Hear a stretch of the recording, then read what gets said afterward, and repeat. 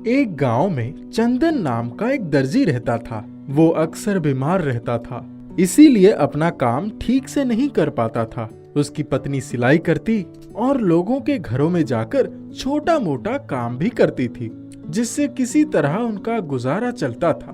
उनके कोई संतान नहीं थी। उनका घर भी पुराना और जर्जर था। उनके पास कोई आय का साधन नहीं था। वे दोनों बहुत चिंतित रहते थे। एक तो चंदन की बीमारी, दूसरे किसी आय का ना होना। हमेशा उनको चिंता सताती रहती कि घर का खर्चा कैसे चलेगा और चंदन की दवाइयां वगैरह कहां से आएंगे। एक बार एक विचित्र घटना घटी। रात में किसी ने उनका दरवाजा खटखटाया। चंदन ने दरवाजा खोला। दरवाजे पर एक आदमी खड़ा था। चंदन उसे पहचानता नहीं था। उस आदमी ने कहा, चंदन, मैं तुम्हारी दुख को समझता हूँ, इसीलिए मैं तुम्हारे पास आया हूँ। तुम और तुम्हारी पत्नी सुख से रह सको, इसके लिए मैं सभी सुविधाएं प्रदान कर सकता हूँ और तुम्हारी बीमारी भी ठीक कर सकता हूँ। लेकिन मेरी एक शर्त है। कैसी शर्त? 10 साल के बाद तुम्हें अपनी पत्नी सहित मेरे साथ आना होगा। उस अपरिचित व्यक्ति ने कहा, पर बात उसकी समझ में नहीं आई। फिर भी वो सहमत हो गया। उसने पूछा, लेकिन आप हैं कौन, ये तो बताइए। चंदन को कोई उत्तर नहीं मिला और वो अपरिचित व्यक्ति अंधेरे में अदृश्य हो गया। चंदन ने दरवाजा बंद कर लिया और सोचते सोचते सो गया। सुबह हुई। चंदन और उसकी पत्नी नींद से जागे। तब उन्हें बहुत आश्चर्य हुआ। उनका पुराना घर आलीशान बंगले में बदल गया था। घर में सभी सुख सुविधाएं हो गई थी। अड़ोस पड़ोस और गांव के सभी लोगों को यह देखकर बहुत आश्चर्य हुआ। सभी सुविधाएं मिल जाने पर चंदन और उसकी पत्नी को बहुत खुशी मिली, लेकिन उन्हें हमेशा भय सताता रहता। उनके घर में जरूर कोई भूत या जिन घूम रहा है। तो उससे वो एकदम पूछ बैठते, तुम कौन हो? 10 वर्ष के बाद तुम्हें हमसे क्या काम है? मैं जिन हूँ। 10 वर्ष के बाद मुझे तुम्हारी आवश्यकता है। मैं तुम दोनों को ले जाऊंगा। तुम्हारे द्वारा मैं एक खास काम करवाना चाहता हूँ। चंदन और उसकी पत्नी को इस तरह के शब्द अक्सर सुनाई देते। इससे दोनों डर जाते और कभी कभी उन्हें चिंता के मारे नींद भी नहीं आती। इसी प्रकार समय गुजरता गया। चंदन और उसकी पत्नी को निरंतर यह चिंता लगी रहती कि जिन उनसे क्या करवाएगा। एक रात वे दोनों बैठे हुए बातें कर रहे थे। उसी समय वहां एक लाल परी प्रकट हुई। उसने कहा, चंदन, मैं तुम्हारी चिंता का कारण समझती हूँ। वो जिन परी लोक की 7 परियों को अपने वश में करना चाहता है, जिससे वो सारी परियों को कैद करके उनसे उनकी जादुई शक्तियां छीन लेगा। लेकिन इस काम के लिए उसे तुम्हारी और तुम्हारी पत्नी की बलि देनी होगी। यह सुनकर चंदन और उसकी पत्नी बहुत घबरा गए। लाल परी बोली, मैं तुम्हें एक उपाय बताती हूँ। उसके अनुसार काम करोगे तो तुम्हारी समस्या खत्म हो जाएंगी और तुम जीवन भर आनंद से रह पाओगे। लाल परी चंदन और उसकी पत्नी को उपाय बताकर अदृश्य हो गई। किसी तरह से 10 वर्ष पूरे हो गए। अब तो चंदन की तबीयत भी ठीक हो गई थी। एक रात जिन मनुष्य के रूप में चंदन के पास आया और बोला, तुम दोनों मेरे साथ चलो। अब तुम्हें मेरे साथ जाना होगा। चंदन ने कहा, हम अपने कपड़ों का संदूक तैयार कर लेते हैं, फिर चलेंगे। उसके लिए जिन ने स्वीकृति दे दी। दोनों घर के अंदर गए। चंदन और उसकी पत्नी लोहे का खाली संदूक लेकर बाहर आए। चंदन ने खाली संदूक दिखाकर कहा, हमने सुना है जिन अपना आकार आराम से बड़ा और छोटा कर सकता है, तो क्या आप इस संदूक में भी समा सकते हैं? मुझे लगता है कि आप जिन होते हुए भी इतने छोटे नहीं हो सकते। जिन ने इसे अपना अपमान समझा और चंदन और उसकी पत्नी के सामने वाहवाही लूटने के कारण वो तुरंत अपने शरीर के आकार को छोटा कर लोहे के संदूक में बैठ गया।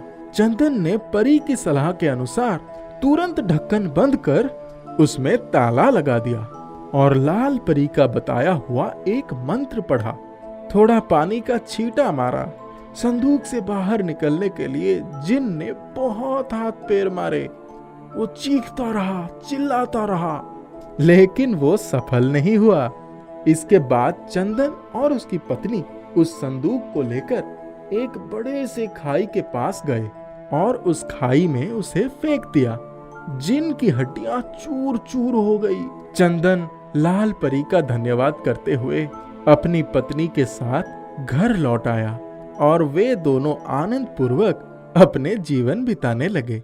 एक गांव की पहाड़ी के पास एक पुरानी हवेली थी।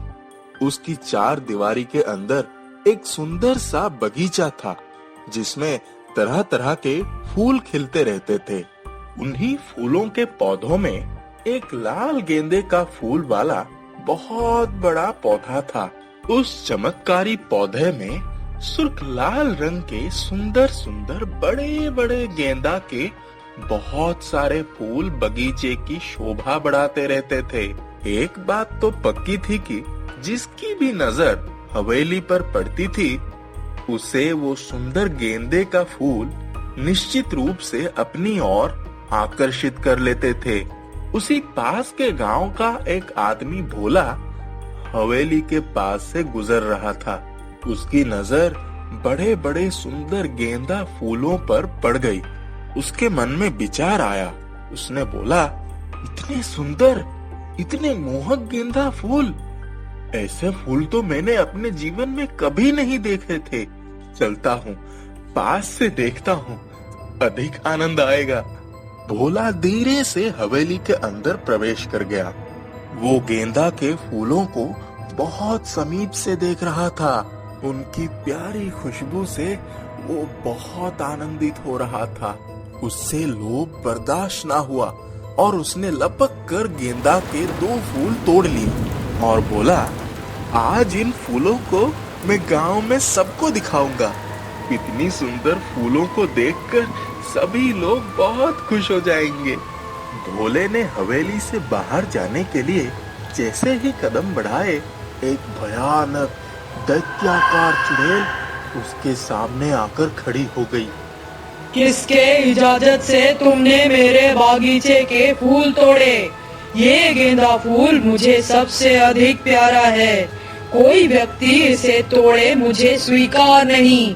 फिर भोला ने कहा, मुझे माफी दे दो, मैं दोबारा ऐसी गलती कभी नहीं करूंगा। अब दोबारा ऐसी गलती करने की नौबत भी नहीं आएगी। क्या मतलब? तुम्हें मैं अब कैद कर रही हूँ। आज के बाद इन फूलों तक कभी नहीं पहुँच पाओगे। नहीं नहीं, मेरी इतनी सी गलती की इतनी बड़ी सजा मत दो। मुझे जाने दो। मैं कभी भी इन फूलों की तरफ नहीं देखूंगा। देखना तो दूर, मैं इनका नाम भी अपनी जुबान पर नहीं लाऊंगा। चुप हो जाओ। तुम मेरे कैद में हो और सदा के लिए मेरे बंदी हो गए। भोला रोता रहा, गिड़गिड़ाता रहा। निर्दयी चुड़ैल ने उसे उठा लिया और अपनी कारागार में डाल दिया। वहाँ कारागार में पहले से ही कुछ लोग कैद थे। उसी से एक व्यक्ति ने कहा, क्या बात है भाई, क्या आपने भी गेंदा के फूल तोड़े थे? फिर भोला कहता है, हाँ भाई, मेरी मत्ती मारी गई थी। अकल का ताला बंद हो गया था। मैंने सपने में भी नहीं सोचा था कि फूल की लालच मुझे कैदी बना देगी। आपका गुनाह क्या था? मैंने भी लालच में आकर 5 गेंदा फूल तोड़ लिए थे। सोचा था घर ले चलकर बच्चों और पत्नी को दिखाऊंगा, सबका मन बहलाऊंगा। कहाँ जानता था कि ऐसी सजा पाऊंगा। अब तो भगवान ही हमारा मालिक है। बड़ी निर्दयी है ये चुड़ैल। फिर भोला कहता है, क्या मारती पीटती भी है?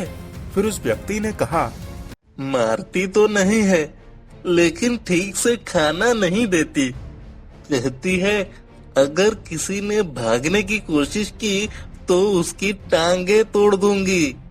दिन में ये परेशान करती है और रात में मच्छर। फिर भोला कहता है, इससे बचने का कोई रास्ता है?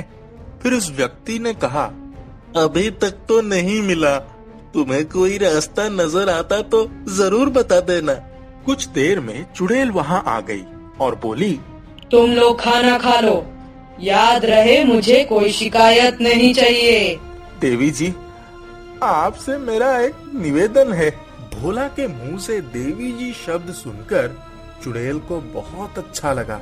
आज तक उसे किसी ने भी देवी कहकर संबोधित नहीं किया था। वो खुश हो गई और बोली, बोलो बोलो, क्या कहना है? मुझे काम करने की आदत है, कृपा करके मुझे कोई काम दे दीजिए। हाँ, मैं बागबानी का काम अच्छी तरह से कर सकता हूँ। फिर चुड़ैल ने कहा, ठीक है, चलो मेरे साथ। चुड़ैल भोला को लेकर बगीचे में पहुंच गई। उसने भोला को सभी फलों और फूलों के पेड़ पौधे दिखाए और बोली, इस गेंदे फूल के पौधे के लिए मैंने एक विश प्रकार की खाद का प्रबंध किया है। ये मुझे जान से भी प्यारी है। आज से तुम इन सब पेड़ पौधों की देखभाल करोगे। फिर भोला ने कहा, ठीक है देवी जी। अचानक तेज हवा चलने लगी। सभी पेड़ पौधे लहराने लगे। गेंदा के फूल का बड़ा सा पेड़ भी लहराने लगा। ये क्या? चुड़ैल भी हिलने लगी। जैसे जैसे पेड़ हिल रहा था वैसे वैसे चुड़ैल भी हिल रही थी। कुछ ही देर में हवा शांत हो गई। चुड़ैल अपनी जगह पर स्थिर हो गई। चुड़ैल वहां से चली गई और भोला गेंदा के फूल के पौधे और चुड़ैल के बारे में सोचने लगा। वो समझ चुका था कि चुड़ैल का उस गेंदा के फूल के पेड़ से बड़ा ही गहरा संबंध है। एक रात चुड़ैल भोला और उसके साथ के कैदियों के सामने आई और बोली, देखो, अब समय आ गया है। मैं अपनी शक्तियाँ बढ़ाना चाहती हूँ। कुछ दिन के बाद अमावस आने वाला है। मुझे तुम लोगों की कुर्बानी चाहिए। इसके बाद मुझे विश शक्तियाँ प्राप्त हो जाएंगी। फिर भोला ने कहा, हे देवी, ऐसा ना कहो। हमारे प्राण लेने का पाप मत करना। फिर चुड़ैल ने कहा, इसमें कोई पाप नहीं। मैं सर्वशक्तिमान बनना चाहती हूँ। चुड़ैल चली गई। भोला के साथ शेष कैदी बहुत दुखी होकर चिता में लीन हो गए। एक व्यक्ति ने कहा, भोला भाई, अब हम सब कैसे बचेंगे? ये चुड़ैल तो हम सबकी बलि चढ़ाने पर आमादा है। फिर भोला ने कहा, तुम लोग चिंता मत करो।